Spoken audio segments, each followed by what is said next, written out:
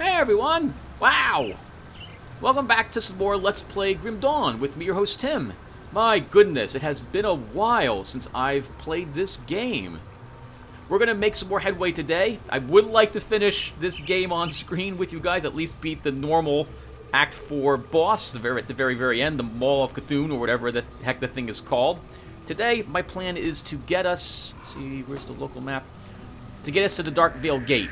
We're going to go to Fort Harkon here and clear it out of our enemies, and then redirect back up here and get the portal just outside or just inside this location. That's the plan for this video. Should take us maybe about an hour and a half or so tops.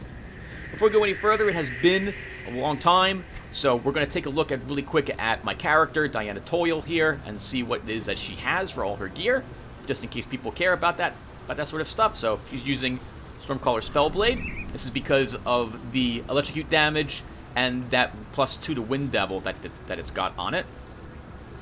We have an Amber stuck in it as well for more electrocute and lightning damage.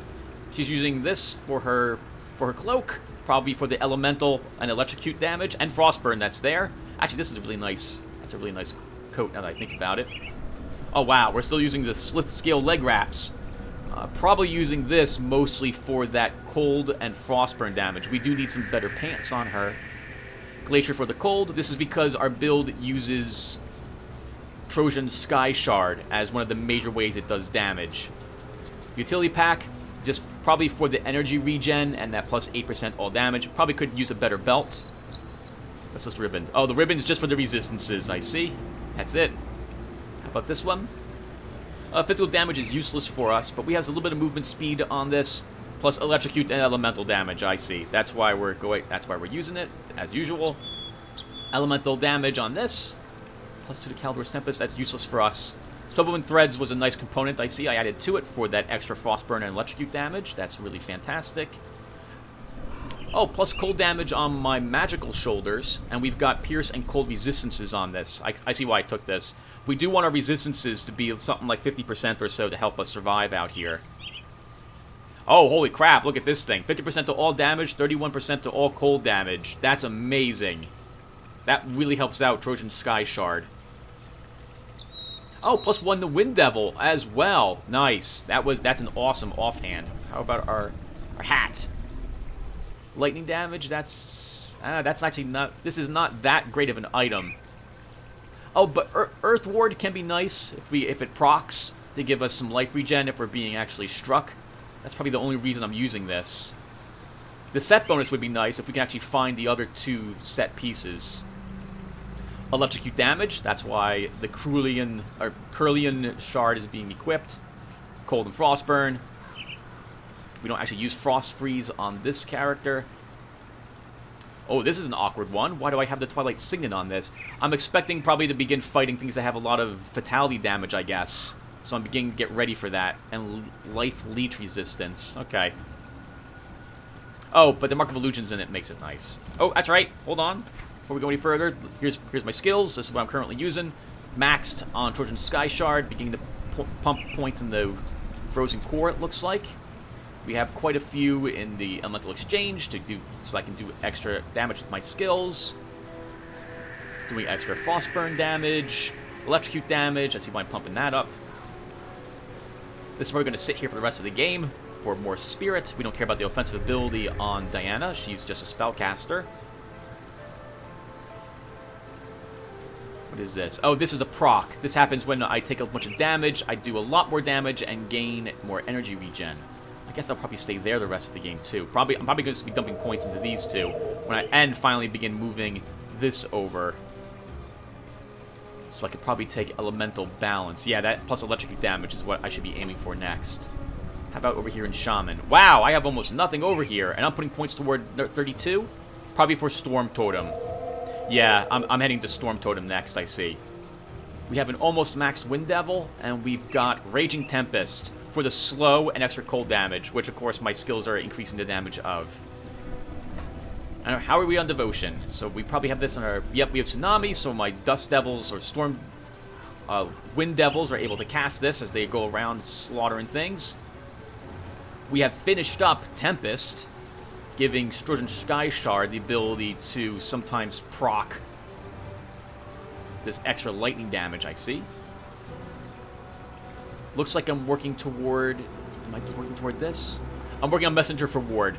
Messenger of War. Probably for the movement speed bonuses this gives us. Yeah, it's the movement speed that I really want. Because Diana's all about not standing still. She moves around and just tries to hit everything with everything. And it looks like I have points over here in Raven as well. Interesting. So I'm kind of putting things in two places. I'll probably... Oh, maybe I dumped 1 point here. That was kind of dumb. Did I do that? Can I undo that point? I would want a second point here for that movement speed. I didn't realize I even unlocked that. Okay, well, whatever. I should be working on Raven next. For that. Plus 50% to all damage for my pets. And we've also finally got the owl here. Probably for that right there. Electrocute and frostburn damage. Oh, wow, nice. And elemental damage, plus reflected damage we take is reduced. Okay, that's Diana. So let's do this. Oh, wow, we have some screen tearing today. Okay, hopefully that will clear itself up. Now, it's been a while since I've played everyone, so you're gonna have to bear with me. Here's I try to remember how to do this. I'm pretty sure we just basically right-click and hit the Q keyboard key on almost everything. And something gets very close. Go ahead and use... Oh, hello. We have a little boss here. We can use our Lightning Nova. Garbage. Lots of plus chaos damage in here, though. Wow. That guy was using an entire set. Wait, crap. Oh, really? Alright, fine. This is just to attack. Break that. And holy crap, what the heck is this? Is this a set item right away? Is this what I wanted? No, this is different. What is this? Bleeding damage, damage to beast, physique. No, not for us. We don't do any bleeding damage, nor are we a physique person. Hold on to it, though. Oh, come on, game. Stop with the tearing. Hopefully it will fix itself. That's going to be really annoying. I apologize, everyone, if this is the way it works. All right, anyway, so what were we doing? What were we talking about when we were last playing this awesome game? So I think I was talking about all the games that I had played and beaten, or began talking about all the games I played and beaten on my channel over the course of last year. And so we're going to continue that in this episode. In fact, I'm going to probably talk about everything again. Because I realized I kind of just briefly touched up on several of the games. First, though, what on earth is happening here? Hey, Nathaniel Thorne. Stay back. We've got ourselves a Taken to burn. What's going on here? We caught this Taken trying to cast some ethereal magic. Was probably planning on corrupting the whole area with her wicked ether fire. So we tied her up and figured we'd give her a little fire of our own. Only sure way to be rid of this taint. I would like to speak to her first. Here to gloat over Nathaniel's prize? Want to look me in the eye before you light that torch? I suppose it's a waste of breath to tell you I'm not a Taken. Why do they think you are one? These peasants see ether fire and immediately think it must be an ethereal's doing. Arcanists have been wielding the ether for centuries, but nowadays you might as well tie your own noose if you're a practitioner of the arcane. Then what are you? These farmers wouldn't know a Taken if it walked in on them fornicating with a goat. Look, I may have dabbled in the arcane here and there, maybe cursed a few mongrels for getting too touchy, but I'm not some ethereal's puppet. How do I know you're telling the truth? Rilia stares at you, her eyes piercing through you. Perhaps because you of all people should know better than to accuse people of being Taken. I'll stop them. Let's attack them! Now, these guys used to be extraordinarily tough. Looks like they're significantly easier now. Woo! And we saved her. Hey, Ralia. Hate to admit it, for a while there I thought I was as good as dead.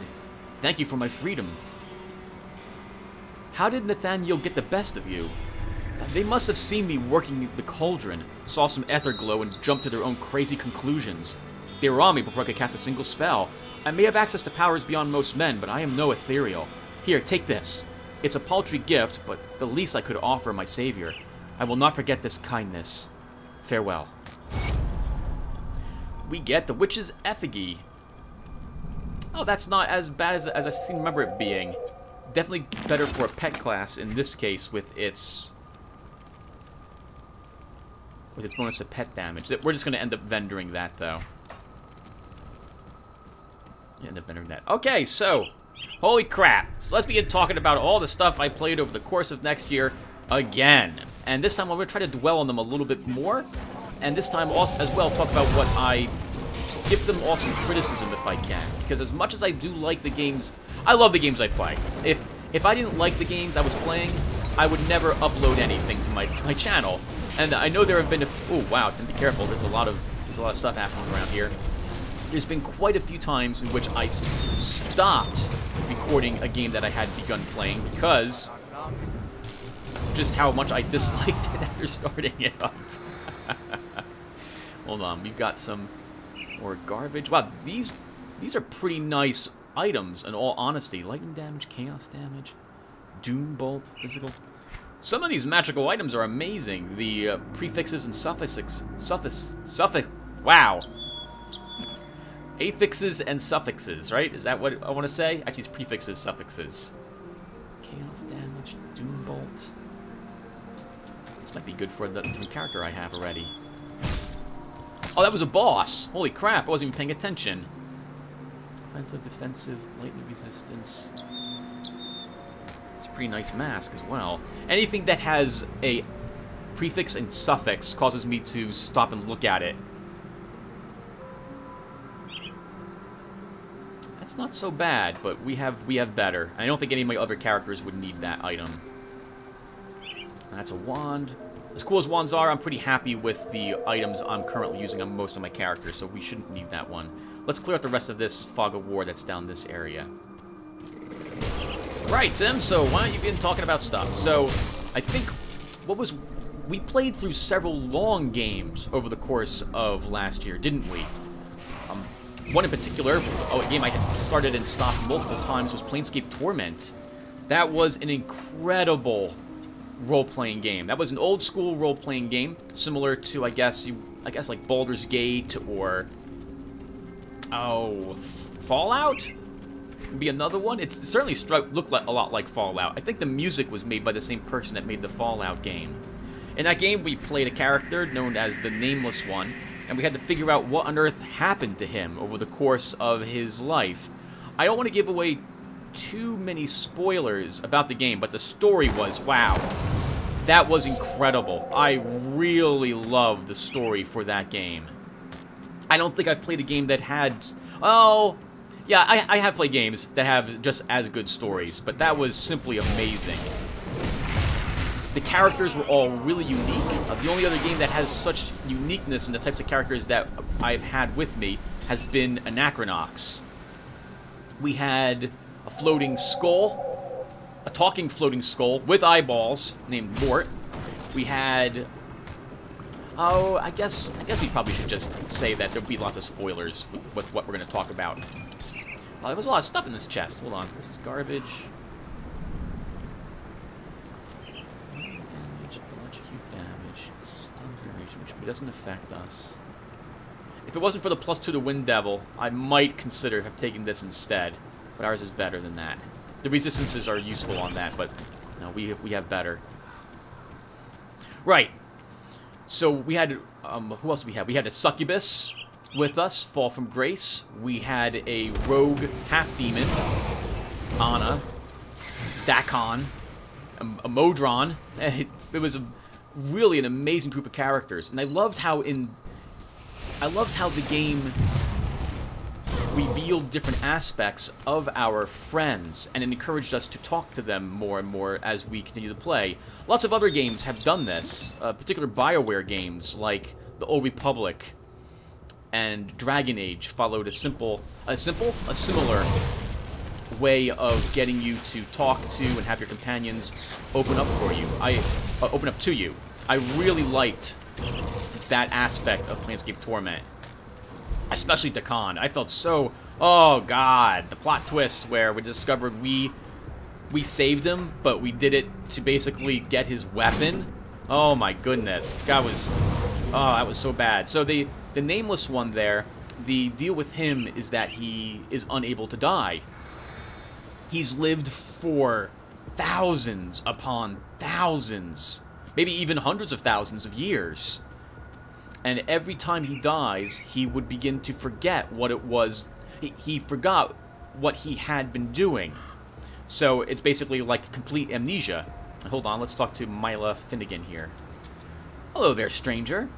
You don't have the look of a cultist about you. What brings such a well-armed adventurer way out here to the middle of nowhere? I'm here to stop the cult of Cthulhu. Oh, what a noble and foolhardy pursuit. After the grim dawn stranded me out here, I claimed this cave as my home, but nature, it seems, has decreed that I die out here instead. An avalanche collapsed the entrance not a day ago. All my food and belongings are inside. Do you need any help? You are truly a godsend, stranger. We will need some dynamite in order to clear the way. I don't suppose you have any. If not, perhaps one of the mines may have some, or perhaps a nearby quarry? If you bring me some, we can clear the rocks and I can retrieve my belongings. Perhaps there is something among them that you would find acceptable as compensation for your aid. Is this enough dynamite?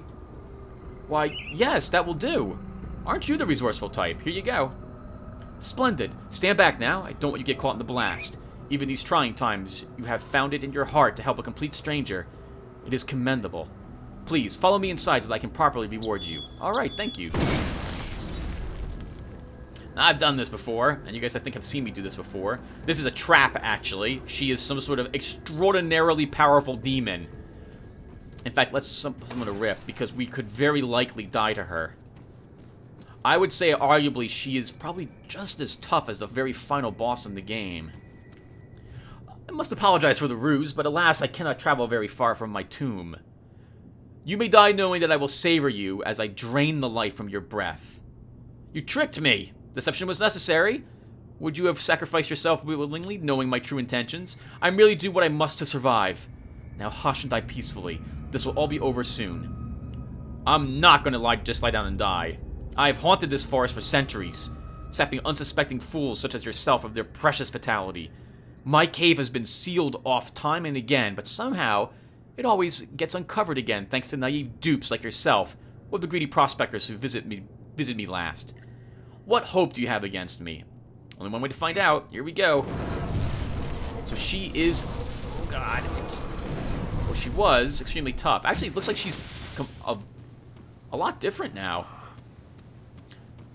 So, her thing is that, yeah, she has this teleport move where she'll appear... Oh, come on, screen. Stop tearing on me. There we go. We can still hit her, even while she's invisible. It's just really tricky to do so. Don't want her getting right up next to us. Wow, holy freaking crap! So a lot of her abilities have like a life leech effect on them, and she can recover her life very quickly. In the past, this battle took me quite some time to do, but we just slaughtered her. 14 cold damage. Is this a one-handed weapon? Oh, it's a spectral. That's why it's doing the cold damage. Now, what does Fender that? I can't believe it took almost no damage. This is incredible. This junk. Garbage. That's a lot of fire damage. Houndmaster's Eldritch Tome. Also junk. And I think that was all that was in the cave. She doesn't have a golden chest in here, to my knowledge, or I have never found it, if there is one. Nor do I see any secret passages in here. Wow, that was significantly easier than what it used to be. Or maybe it's just the build. Again, Diana Toll's whole shtick is that she doesn't want to stand toe-to-toe with anything ever. And by not giving her flash freeze, she feels very different than my other Frost casters have felt. She uses her Wind Devils to keep everything slowed and keep dot effects on everything as they run around and begin to just zap everything. Let's keep going this way, Tim. You can double back if you get the thing. Oh, hello. Where'd you guys come from? Wow, that's amazing. Okay, yes, so... You know, I'm going into what Planescape Torment is, Tim. Why don't we just talk about... Oh, God. Don't die.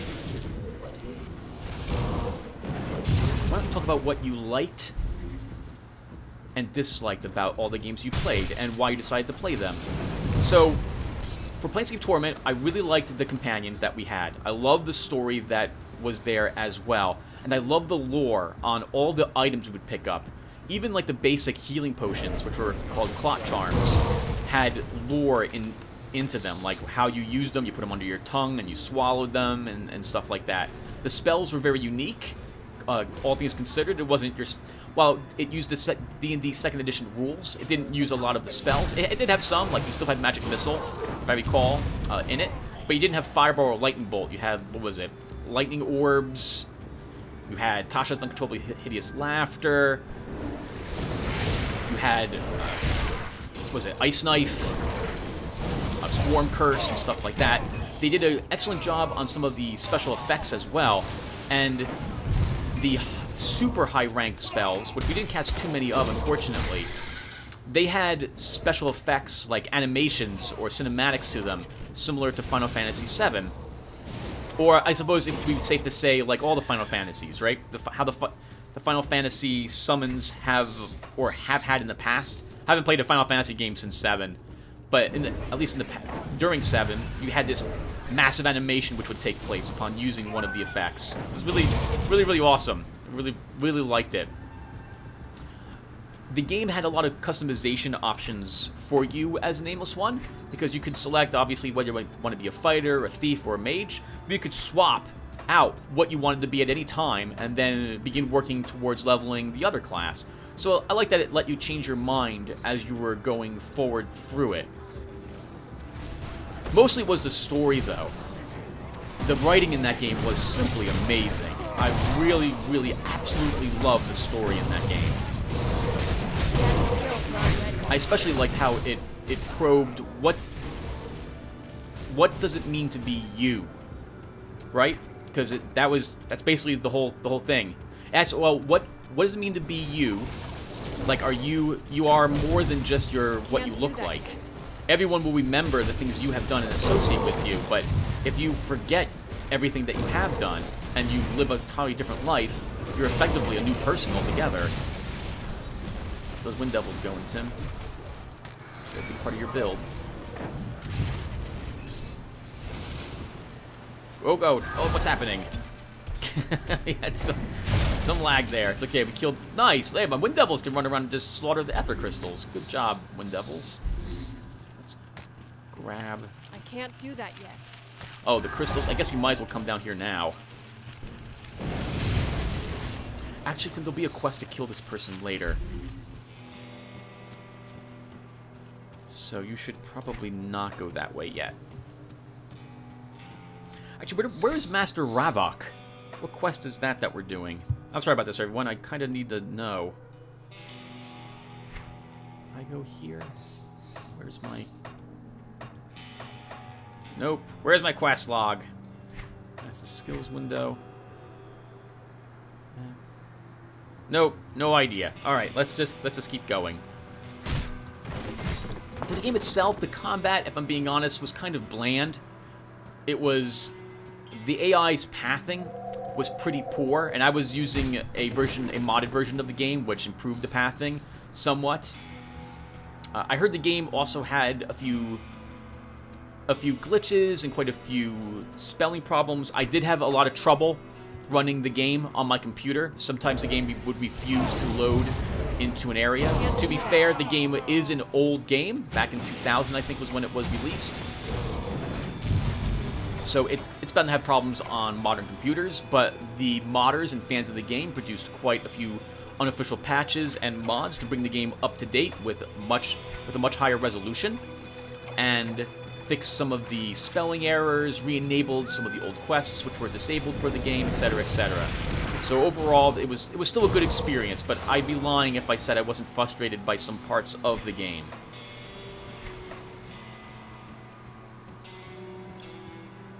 Yeah, combat in particular was pretty poor. The AI basically would, especially for the enemies, would focus on a single person, and charge that person, and they wouldn't care about anything else. So just like how what was it, in like Icewind Dale, or I think it maybe even Baldur's Gate, and especially the old Fallout series, once something wanted to attack a certain something, it would just, it's like, this is the guy I want to attack. It doesn't matter who else is beating on me. It doesn't matter if I could attack someone else and just do damage to them. It was going to stop and attack that person.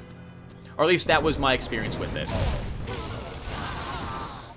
Oh, the lightning bolts is the one ability that happens. It's a side effect of Sky Shard, I guess. Let's continue to clear out this whole area. Is anything hidden over here? Got a pack. The game was interesting in that it also accelerated your leveling at the very end of the game. It was slow at first, and we got to explore the city of Sigil, which I really, really liked. And then before I knew it, it was right at the end of the game, once we were done with Sigil itself. I guess that's a good thing. I actually thought there would be a lot more involved at the very, very end. But you know, if it had been like an extra 30 hours, it probably would have been too long at that point. So I guess I am happy with when the game designers decided to end the game. Overall, I really loved Planescape Torment, and I can see myself playing it again and choosing to play a different type of Nameless one, maybe a rogue or a fighter, just to see how different that would be. I did see all the endings. Another thing I really liked is how the game gave you choices the entire time. You could, oh, right, and that's something else about the game which I thought was interesting. You can play, or you could play an completely evil Nameless one, and like, I mean, really evil. Sell your people, sell your companions into slavery, sacrifice them to creatures so that you don't have to suffer instead. All sorts of crazy stuff like that. That was, wow. Very rarely do games let you do something like that these days. Most of the time, these days, in today's world, when you want to do something evil in a game, the game either doesn't let you, punishes you severely for taking that action, or prevents you, which is, I guess, not letting you. But, so, for an example, in the Bioshock series, the very first one, where you could either save the Little Sisters, or eat them, there was no reason to ever eat them. First off, the game wouldn't show you actually killing them, or devouring them, which I thought would have been great, because it would have driven home what an evil monster you are. Instead, the screen kind of faded to black, and then there was a slug in your hand. And it's like, okay, what actually happened? And next, the reward for not killing them was significantly better than the reward for killing them. So in the end, it was like, okay, there's absolutely no reason to actually devour them. So in Planescape Torment, you actually do get rewards, and you are protected for taking the easier, more evil path. So it's up, so you're the spies with the Chthonians. So really, it's your morals that keep you not doing so. Well, then again, sacrificing companions mean you don't have that companion again. I can't do that yet. So you gain power at the cost of your group losing power. I'd say, but I'd give Planescape Torment, but like probably an 8 or a 9 on a 1 to 10. Simply an amazing game. Really, really great.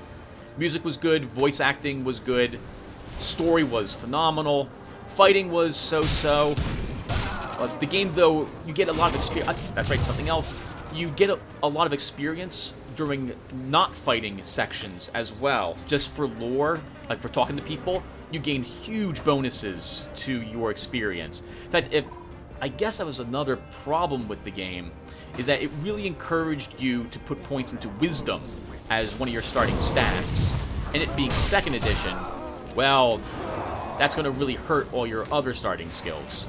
But if you're playing with the mods, which I would highly recommend if you do decide to ever play Planescape Torment, then you will probably have the option to use the Tome of Cheats to get around that problem if you really, really care about doing so.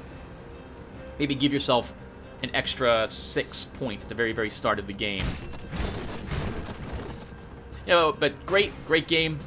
Give it again, like an 8. 8 on the 1 to 10. It loses a few points because of the combats, I suppose, overall. And because of the problems I've had actually getting to certain parts of the game. I had to reinstall the game from scratch several times. It's probably not, well, I think the game did have a few glitches when it first came out all those years ago as well of that sort. So I have to knock a point or two off for that. Still, it was great. I'm very glad I finished it. I wanted to play through it because I had started the game several times over the years, but never sat down to finish it. And when I start playing a game, I really want to finish that game. I don't know why I'm hacking things with my weapon. I should be just running around and not standing still. And we're getting filled up on our inventory. We still have enough to move forward a little more at least. Oh, this is where we're supposed to go. Master Ravok is in here. Alright, no problem. Another rift gate. Go in here and slaughter him.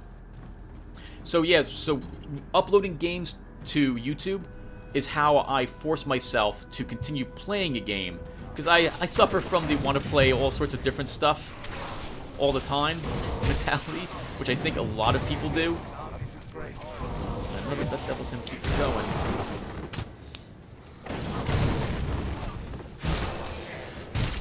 Why am I standing still, Tim? This is not what you're supposed to be doing with this build. Keep some of those Dust Devils, let them kill everybody.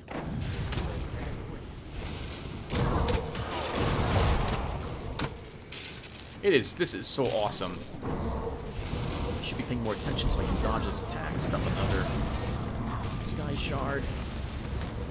Grab the Swamp Thing.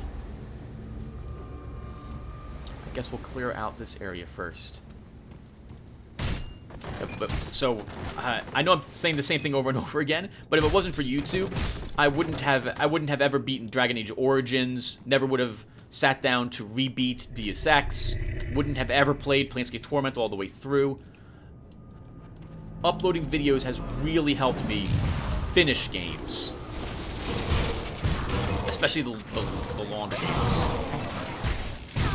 Speaking of long games, there was another game which I probably never ever have done if not for YouTube, was Dark Souls. So when I first played Dark Souls all those years ago, it didn't really pique my interest very much. The game was extraordinarily hard, and I died over and over and over again, and which is fine. But when I die over and over and over and over again to like the same thing, I end up feeling like I need to start over because any amount of lore or atmosphere that I'm trying to soak up in the game is lost because now suddenly I realize that I have to pay attention to game mechanics and stuff like that. So I didn't particularly enjoy Dark Souls when I started. Then upon playing, it was Darkest Dungeon. I think Darkness 42 pointed out how much I would probably actually like Dark Souls if I stuck with it. And I mentioned how I do like difficult games, especially a lot of more recently, over the course of the past few years, I have really enjoyed roguelike games more and more and more. One second, is this garbage? That's garbage. Oh, there's some dynamite here. Let's grab the dynamite. And so, considering that, I'm like, there's no reason why I shouldn't play Dark Souls. And if I die over and over and over again, if I'm recording the game, well, hey, that'll be entertaining to the people watching. They get to see, well, how I'm dying. And I do eventually get better at the games I play. At least I like to think I do. Oh, hello, what is this? That is junk. It just might take me, a few deaths to actually get used to it. So I sat down, I was like, okay, fine, we're gonna record this game. And in the past, I'd only gotten as far as... what was it? I think it was that one huge dragon you fight in the sewers. That had been the furthest I had ever gotten off screen. Oh, maybe a... no, I got as far as the... oh, Tim, you better be paying attention. This is a boss. Wow. Diana, you're amazing. Grab the dynamite. We'll clear out the room, and then we'll see what it is he dropped. He dropped a lot of green items. That's probably good for us. Take you. No secret passages.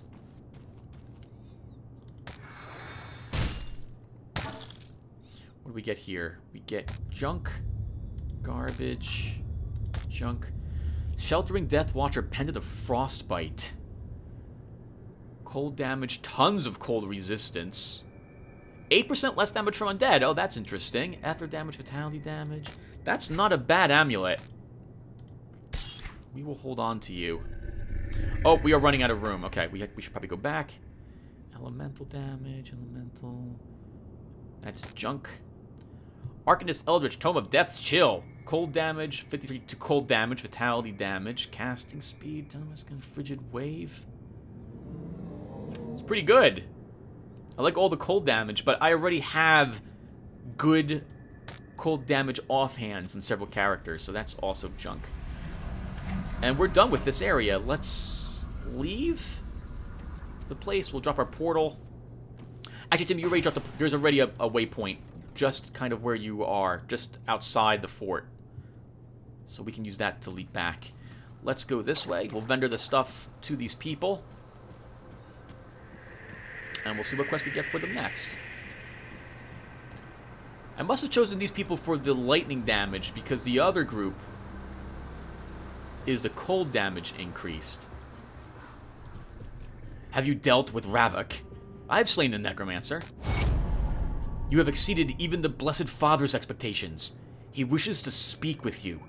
Do not make him wait, sister. We got silver core bolts, I guess a random component part, and some reputation with them. What can you tell me about Father Kaiman? He is our prophet, the voice of Empyrean. His guidance has brought us strength when we needed it most. He embodies hope in a world with none. I see, thank you. I'll give you a good price on what I've got left. Right, we're just going to immediately vendor all of this stuff. We'll hit the combine those.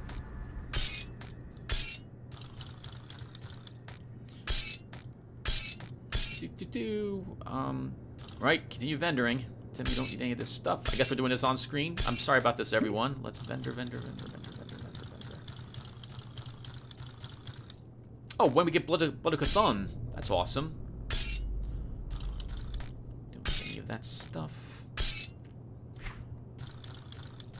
Yep, all this is just junk. All of it.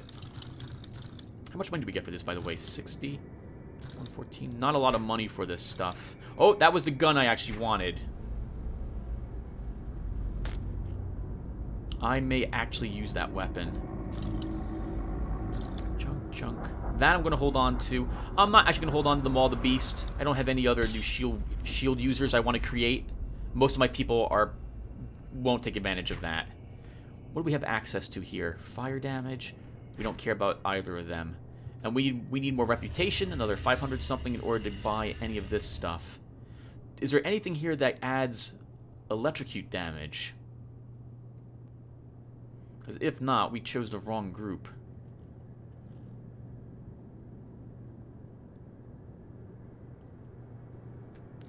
No, not really. Okay. This might have been the wrong group for us to choose. Ah, whatever. Let's move on. Alright, so... Oh, we should check the normal vendor as well, see if there's anything better. More armor would be nice. But I'm not willing to give... We're going to lose 7% elemental damage, and we lose the Frostburn and Electrocute, so I'm not interested in that. And they won't have... Oh, wow. Plus cold and fire damage does elemental damage. That'd be nice, but we don't need that. Would that be good for a different character that I have? Nah. Lich's Emerald Ring. Nope, also junk. Good use. Brother Ulnox, I have witnessed firsthand the atrocities of the Order of Death's Vigil. You cannot unsee a man having the bones torn out of his body and made servant of the godless heathens. What happened? I was out on patrol with Brother Hammond when we stumbled upon a lone necromancer. We'd been warned about their powers, so we chose to avoid him, but he saw us. Before we could react, several of his skeletal minions descended upon us. Brother Hammond, may his tortured soul find rest, was torn apart by the skeletons, and that's when the necromancer performed his dark ritual. I ran for my life. Perhaps I should have stayed and avenged my fallen brother, but by Imperium my legs would not obey. Am I a coward? Yes, you should have stayed and fought. You're right. I have shamed the Chosen. I will redeem myself before Empyrean. I swear it. Carry on, brother. Beacon of Hope. Yep, we're reading everything, so I guess this is going to be a bit of lore. I have seen firsthand the cleansing power of the flame of Kaiman, and will never falter in my belief. Our forces outnumbered by horrors beyond comprehension. It was then that I first laid eyes upon him. Like a shining beacon in the chaos, Father Kaiman charged into battle. He was as a flaming wind scorching a forest left to grow wild for too long, cutting down the twisted and reviled roots that seek to strangle this world of light. I knew that day that he would be the one to lead us from this horror. It is his righteousness that burns through the darkness of this world and banishes the evil. I will not fail him. Blade Maiden Sendra Embry. Acolyte's Pledge. Holy crap, Reckless Tempest has reached level 5. When the world ended, I did not know how I would survive. It was only by the grace of Kaiman that they found me. Buried in the mud and rubble of my house, it was Father Kaiman who knew where to find me. It was his hands that pulled me free of certain death. Now that I am here, I pledge to do everything I can to fight this evil and to serve the cause that gave me a second chance. It is by the will of Kaiman that I now carry his light to the world and save who I can. Praise be to the Blessed Father. Acolyte of the Chosen, Karth Levine. Hello, Mr. Lecter. My mace thirsts for heathen skulls. Have you seen any of the foul order of Death's Vigil out there? They are about the area, yes. I already know that they absolutely hate them. Blade Maiden. That's, I guess, their indoor restroom. Oh, she must be the blacksmith for them. Oh, that's interesting. It's almost as if you could fight them if you wanted to. This Father Kaiman? Hello, Father. Come, my loyal Chosen. I have a task for you that comes from Empyrean himself. I have a question for you, Father. Speak, and I will enlighten you. Why are you called Father? Before I became Father Kaiman, I was an Inquisitor for the Lotaeri by the name of Thadrius Kaiman. My mission was to uncover dangerous relics and texts, and to collect them so that they could harm no one. But I was always aware of a deeper truth, a secret buried within all the relics and all the tomes we had gathered. One day, against the commands of my superiors, I set out to discover the truth for myself. It was during those travels that I first came upon the Shrine of Empyrean, the Blessed Light. I studied the ruins for many months, deciphering the forgotten language that marked its stones. In time, I had pieced together the secrets of the ancient faith and was able to recite an incantation that called out to the lost god. The spell was successful, and I had reached out to an otherworldly presence. It coiled around me and filled my consciousness with thoughts and feelings that were not my own. The truth of its words filled me with unspeakable dread. What happened next? Unable to cope with my destiny and the terrible fate that awaited all of Karn, I fled the temple. I returned to the capital, weary and defeated, ready to answer for my absence. But the leader of my order was strangely indifferent to my lengthy absence. That was when I began to notice unusual changes in my former companions and the Empire's actions.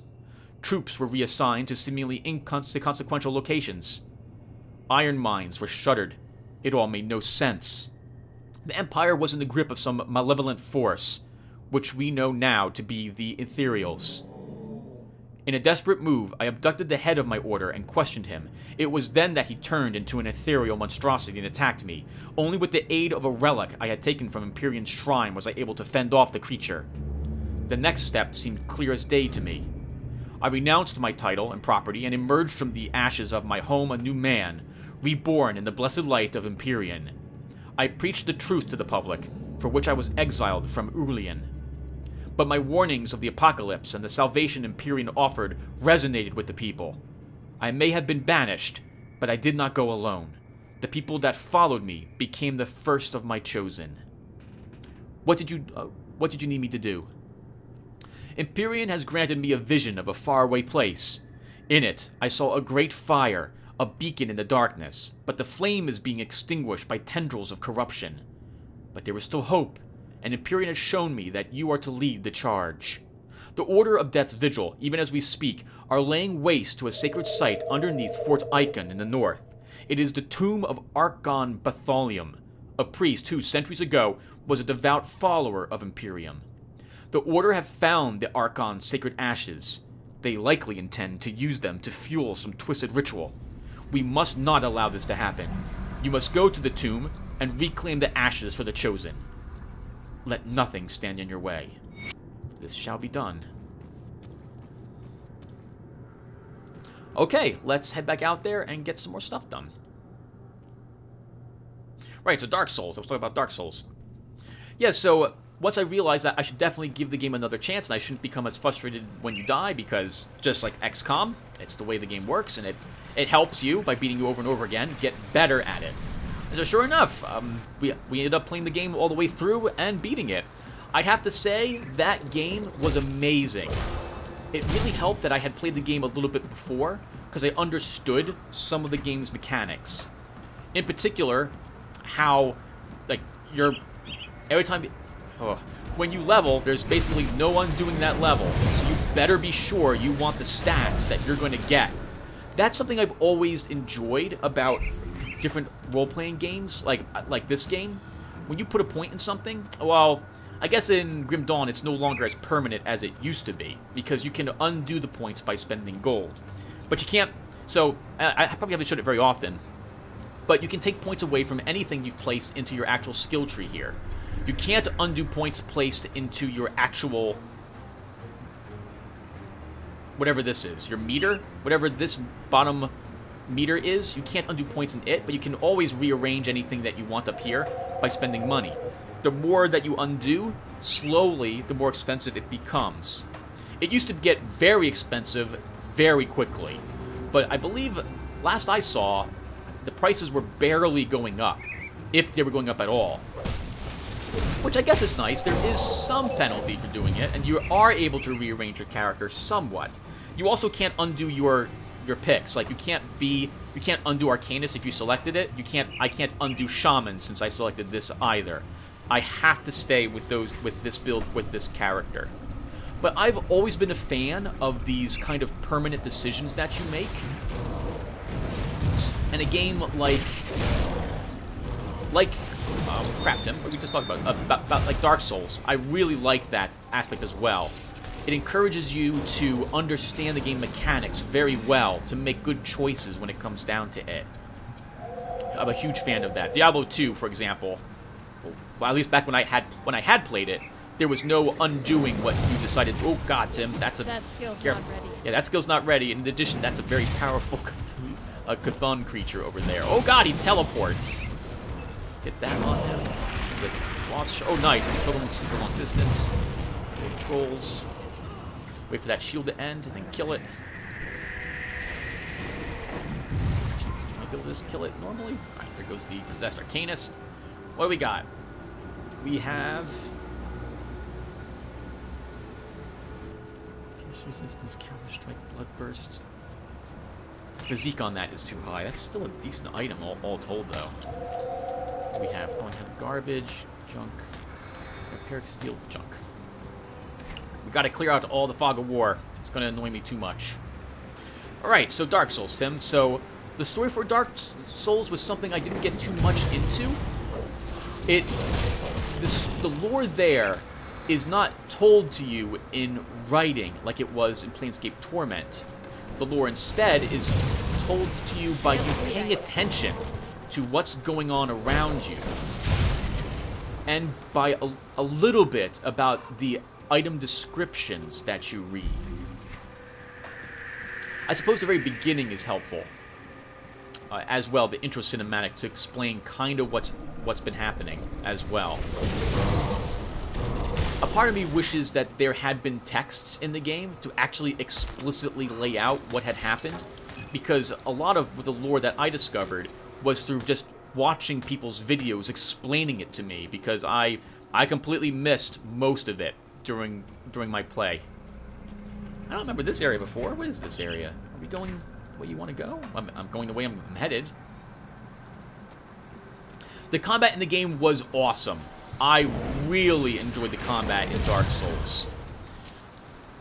It might be different depending upon the type of character that you play, but I was using a dex build character, shield and sword, and I used a tiny bit of pyromancy. Why am I attacking, Tim? This is not the build that does that. I originally thought about taking some sorceries in that game, but that required a lot of intelligence if I was going to make that work to increase the damage. So in the end, I simply did not do so. It was a lot of fun. I got a great weapon early on, too, that benefited from having a good deal of dex. I got a Boulder's something sword. It was awesome. Oh my goodness, so much benefit from dexterity.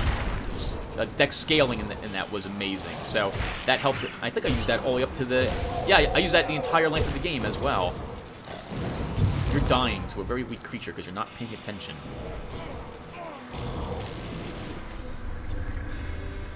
And this is the logging camp.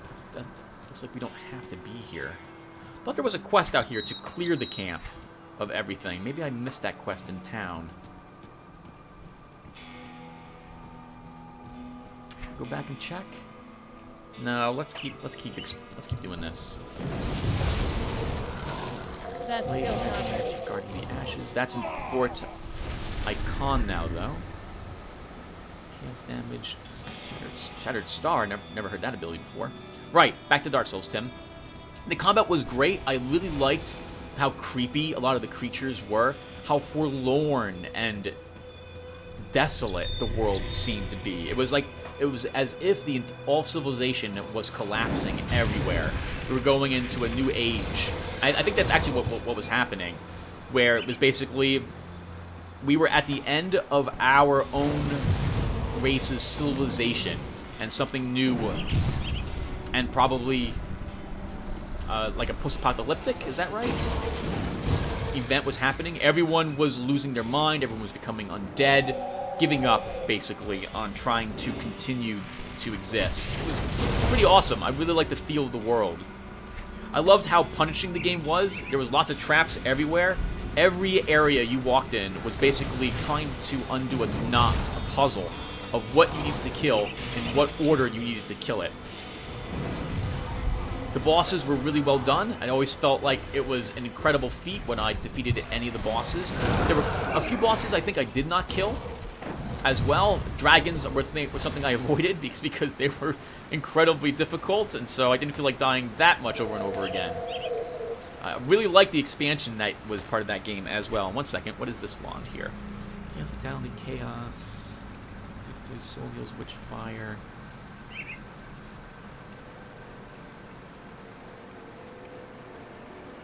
It's not a bad weapon, but it's not really a physical swinging at you weapon either. So no, we're just going to vendor that.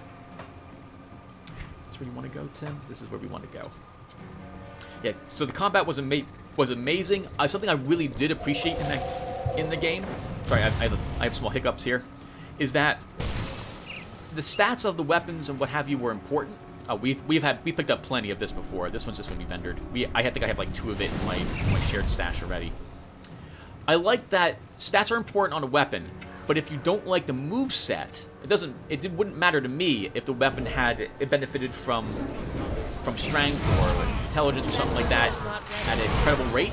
If I could not get used to or disliked how the weapon attack animations worked, there is no way I would use that weapon. Like we had a Falchion, I think is what it was, early on, because I had chosen a Wanderer as my archetype, as my character class. So that gives you certain gear right at the very start, and I absolutely loathe the attack animations for that weapon. I could not get used to it. I much prefer just having the longsword type of weapon. Combat was amazing. Really liked how it encouraged you to explore in order to find secrets, like extra souls that would give you stuff, different weapons or rings that you could find.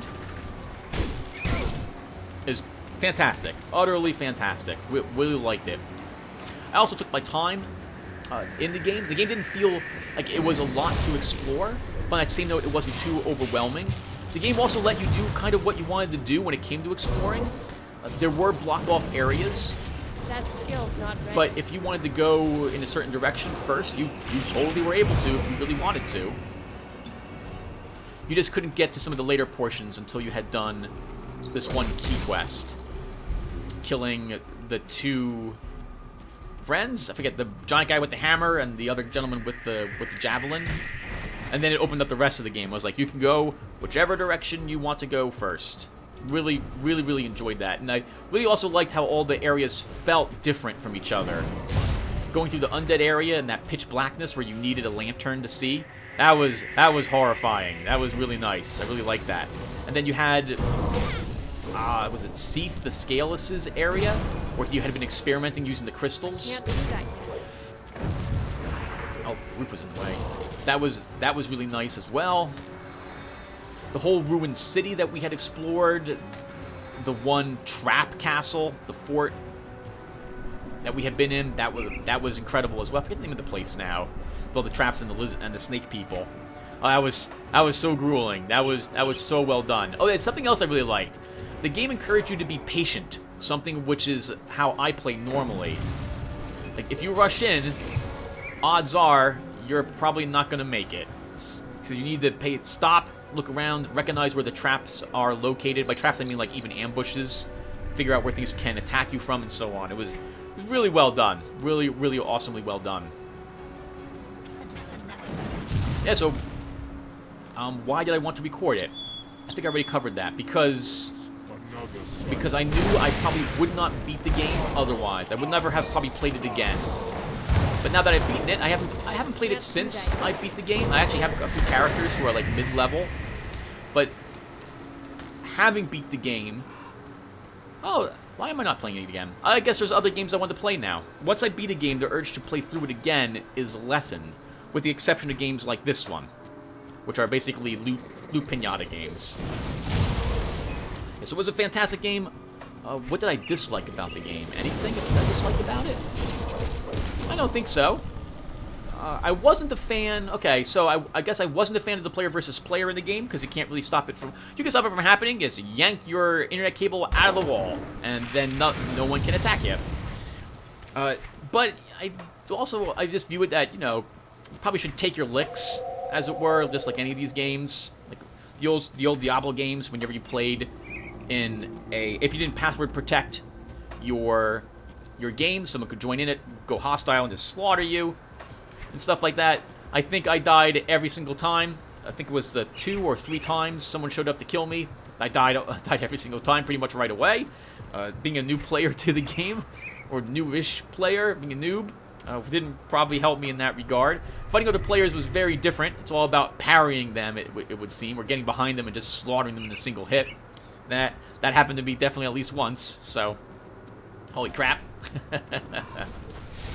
Yes, I guess I wasn't a big fan of that, but that's mostly because I'm not good at the player versus player in that game.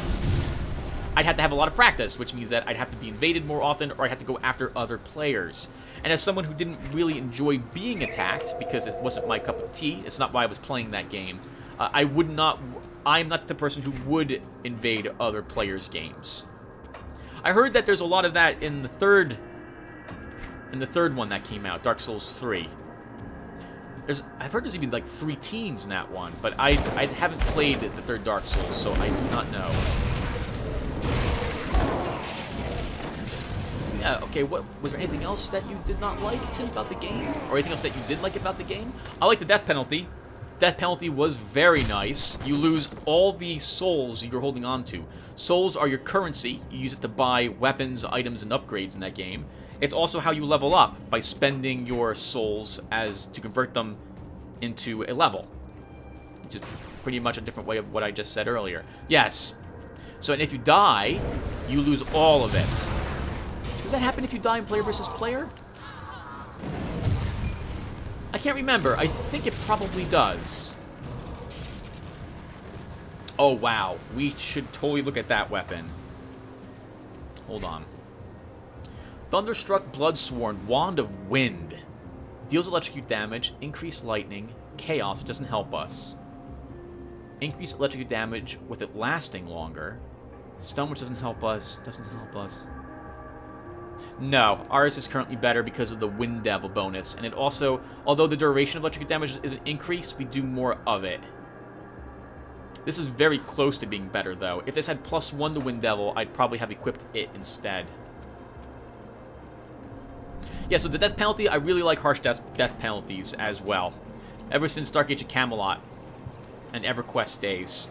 The whole idea that you're punished means that you should be a little more careful, a little less reckless about dashing in there and doing things. Not that... I'm not, by the way, saying that... well, okay. I prefer harsh death penalties in games. I like it when you lose experience and then there's a penalty, or you die, you lose a bunch of your money or stuff like that. But roguelikes, of course, the penalty for losing is, that's pretty much it. You know, you've wasted all that real life time doing that stuff. Get another Wind Devil out, Tim. Can you get another Wind Devil out? There you go. Good work. Clear the center of town. That said, there are obviously times when I prefer not to have that penalty, but I can't think of any off the top of my head. Generally, I always like games with harsher death penalties to them. The exception for that will be in a game that has player versus player. If someone can loot your corpse and take an item you have, generally that will get me to be overly cautious and seek to avoid combat. We also have 2 notes to read, Tim. If only because I'm not that... These types of games tend to be games like this, which I am not good at player versus player in. If it was a first-person shooter, absolutely, because I'm good at first-person shooters. But these types of games, I misclick a lot, like League of Legends, for example. I make mistakes in that game. I'm okay in that game. I'm nowhere near top level whatsoever. I'm an average player at that at best, and I recognize that. That also means that I recognize that I'm going to get slaughtered a lot, especially because lots of people who like those types of games, which you can kill and loot people, tend to be really better at them than I am. So that would be probably the one case in which, well, I mean, I still like the death penalty, but that said, wow, my voice is going. I will probably not play those games because of that penalty. I still like the idea. I'm still in favor of it, but I also recognize that it's not my type of game just because of how I'm not good at that sort of thing. I guess I could be. You know, just like any of these games I play, if I just stop attacking, Tim, if I just settle down and just do it and just learn the mechanics and what have you. Like in World of Warcraft, I like player versus player in that. I played on Monoroth during vanilla, me and my friends, and that was fun. Although I did tend to try to not kill people. I'm like, let's just let that person level, and then a bunch of horde would show up and slaughter us, and they're like, okay, all right, we kill everything now.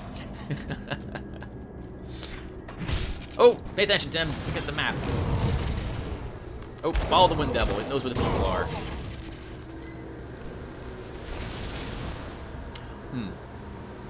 About this game I wouldn't mind having is if I could put some sort of notification in to let me know when Wind Devil's off cooldown. Wow, it just occurred to me, we're almost done with this session. We are practically to the portal that I want to be at. Where's Wind Devil's going, Tim? Oh, a locked chest. We will totally blow it open.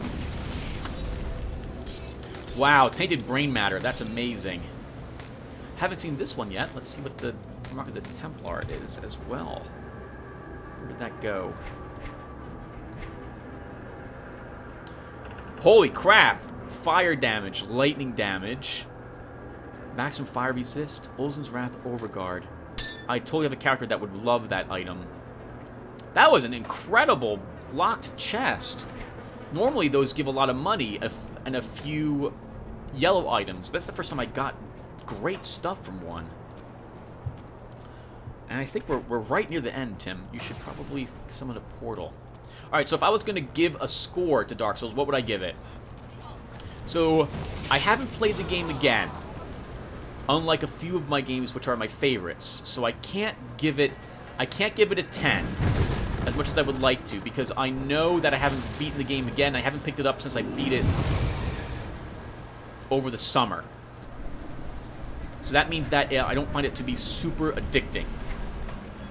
So I guess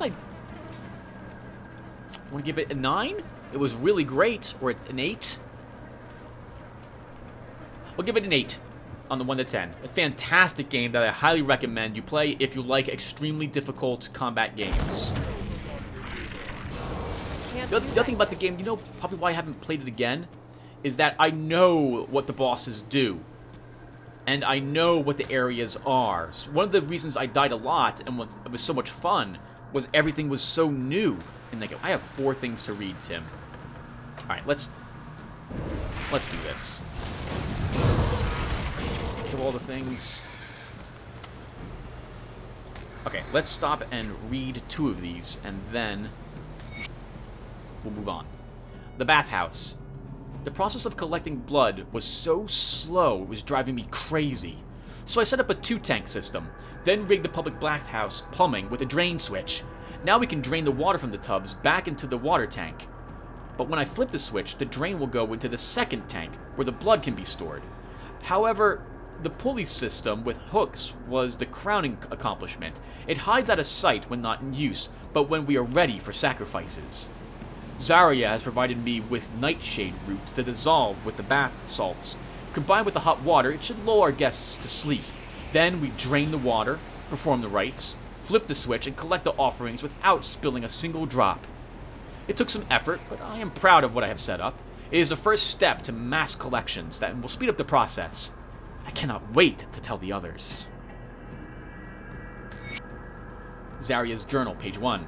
Everything is proceeding as the Bloodlord had intended. My year-long employment as the town's apothecary has earned me the people's trust, and I am now in a perfect position to spread our cause. And for those who refuse to listen to reason, who refuse to embrace the truth that is Chthon, my position as healer has made it an easy thing to take life without arising suspicion. A little of powder from the Astkarian nightshade root mixed in with the prescription will put anyone to sleep for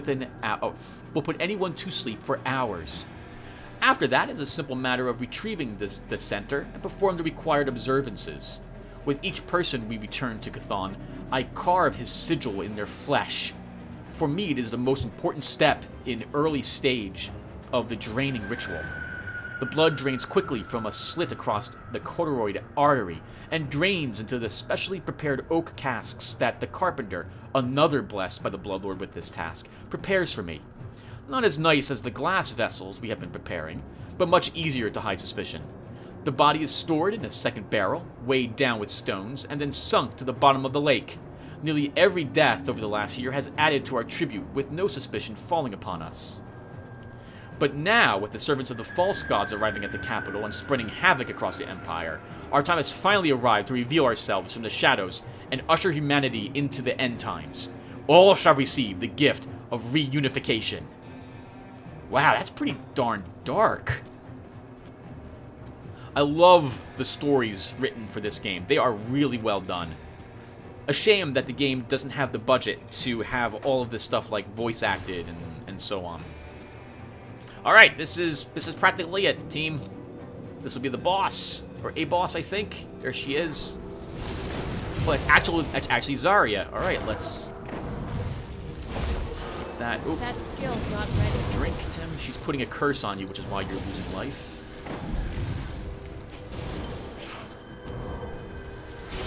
And she's probably going to be easy. This is unbelievable. Wow, I am just slaughtering her.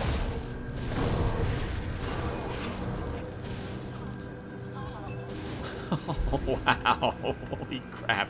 Normally she gives me such a trouble because she summons those obelisks. I think they increase her damage and or do damage to you. And she's still running around keeping you cursed and everything of the sort. That was simply amazing. That was so easy. Ether, Lightning, Chaos, +2 to Doombolt. That's actually a really good... That's a... Well... Hold on, that's the... Wait, that's the wrong one, Tim.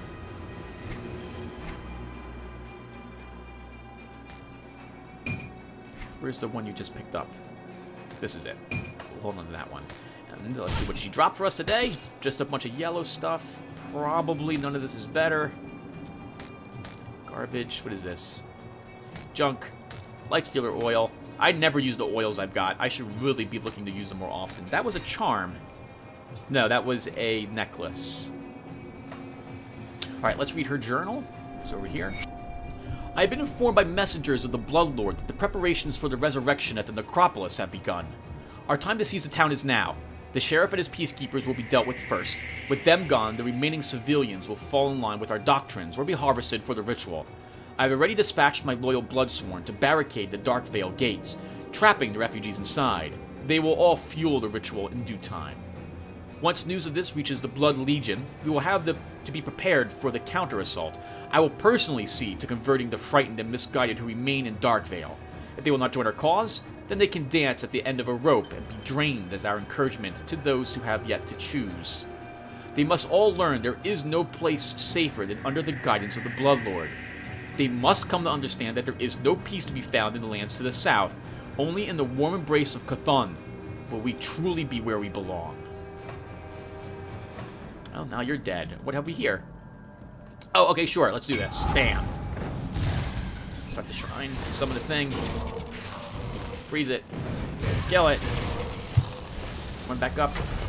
And it's done. Wow, it's done. Just like that. Alright, cool. We get a Ritual of the Swamp. We get a track lodestone. That gives us a devotion point. We're totally going to put this into our Raven. We have to take this, so we get some more spirit and plus energy regen. And let's go down here, grab the portal. Hello, portal. Take this back to Homestead, and I guess that will do it for us. Let's read the last two things we've got.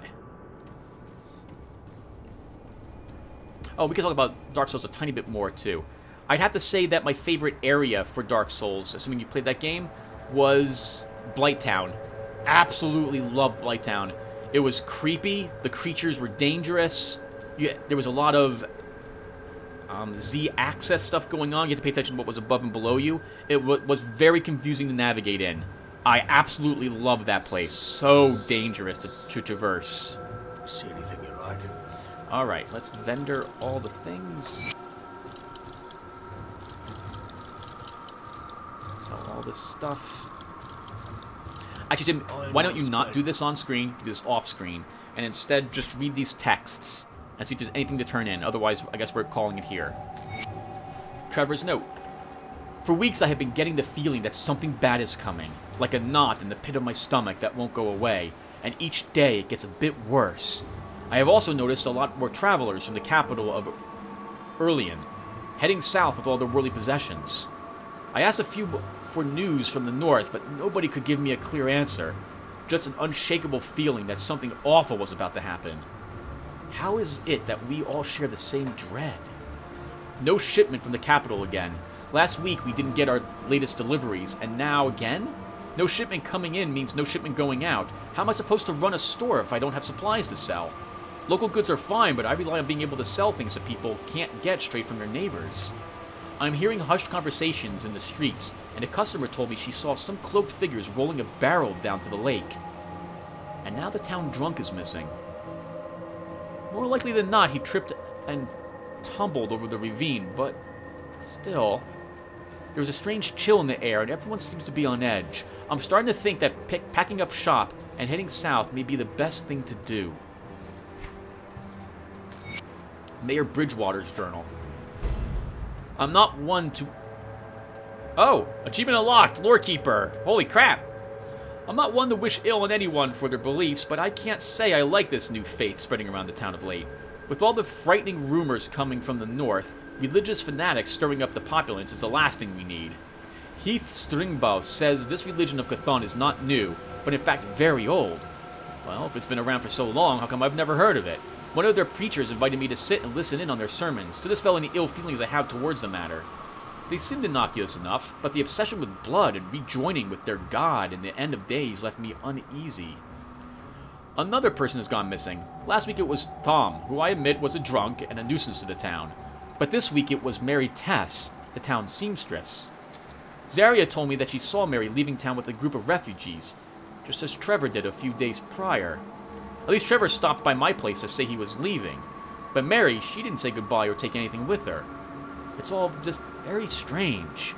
As I write this, I'm preparing to meet with the town leaders to work on a way to handle all the travelers passing through the Darkvale Gate. Hundreds come through every day now. Thankfully, most don't stop, but if this keeps up, we'll have a real problem on our hands. I don't know what is going on in the capital, but it has everyone concerned. Gregor Bridgewater, Mayor of Darkville. Oh, that's there for DPS meter checking. Alright everyone, that will do it for us. I'm just going to vendor stuff and then move things to my stash. Actually, I can do this off screen, so I'm just going to stop it here. Thank you guys for watching.